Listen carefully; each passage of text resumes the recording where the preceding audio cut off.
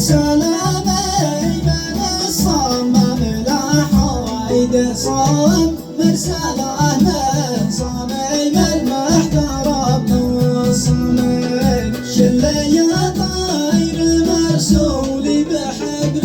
القلم لابن حسان والغالي بقلبي سلي صدق العرف معروف وناجي الشيام خير صاحب